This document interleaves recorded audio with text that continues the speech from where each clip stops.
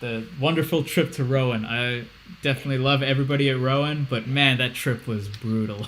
And I think that's a great lesson in grit and perseverance and really just like thinking about your why and like your bigger goal. Like you were willing to get up in the wee hours of the morning to travel 4 hours to this job and then 4 hours back because you knew this is something you wanted to do. Right. And you knew that this was somehow going to lead to something else for your I think future. that's all. I think that's always been the way I've approached things, and I think that many people have told me to do things along the way. Even you've told me like, hey, do this, do this, do this. But I always see it as like as part of a much bigger game or a much bigger picture. Like even at Engine Room when I was like just not really making a lot of money at all. I was getting all these wonderful credits and I was being a part of like a many things and having all these opportunities. There was definitely a time where I was like, wow, but I mean, is this what life is? Is this what it means to be an audio engineer? Just like paycheck to paycheck and maybe freelance work whenever it and like, I'm not hustling hard enough. I don't know. I thought there might have been many issues, but I always saw that position as a position that would lead to the next thing and a position that would lead to another thing because by the time I got to SAE, by the time I got to Criterion, I had done so much that it was like there would be very little reason for them to say no because of my experience and all the things that I had done. Does that make sense? Like Yeah. Yeah. so like even traveling 4 hours, it's like okay, yeah, it's kind of a pain, but one, I'm going to get the experience as a teacher. I'm going to be able to interact with people and learn how to interact in a classroom, right? I'm going to learn how to make use of my time. I'm going to learn how to go to sleep at 10 o'clock and wake up at 1 a.m. and catch a train at 3 a.m. Like, I'm going to learn all this stuff to learn how to manage my time and get the absolute effort. Like, at the end of the day, I think that's one big thing that you taught me is that this is my responsibility. If I don't do well in my life, in my career, in this dream that I've had or whatever since I was a little kid, like, oh, I'm going to be a whatever.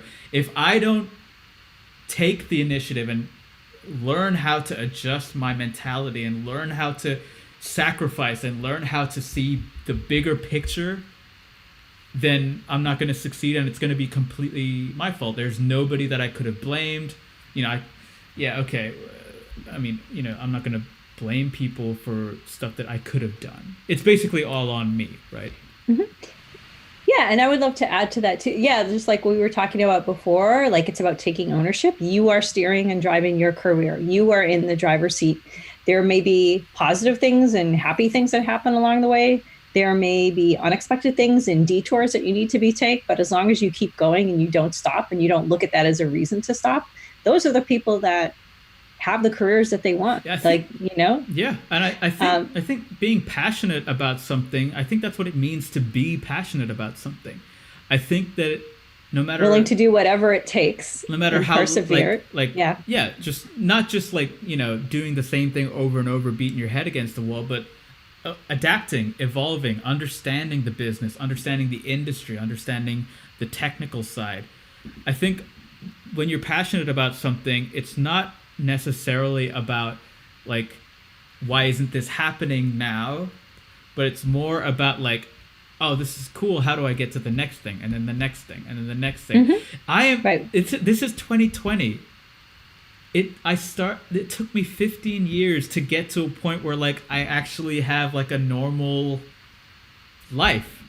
Like a lot of my friends graduated and got good jobs and like pretty stabled out, good careers ahead of them.